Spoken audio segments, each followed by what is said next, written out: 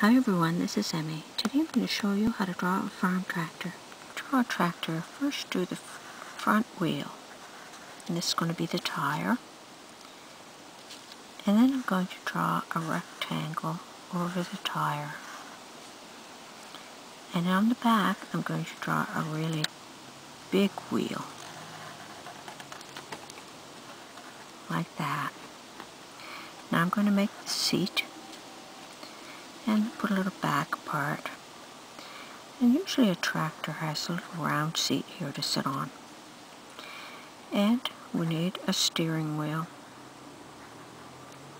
Now tractors often have lines like this to let the hot air out.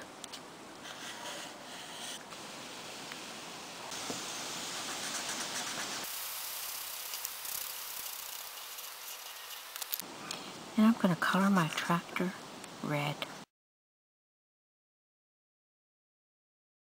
I'm going to add a light and another light. And I'm going to color them in yellow.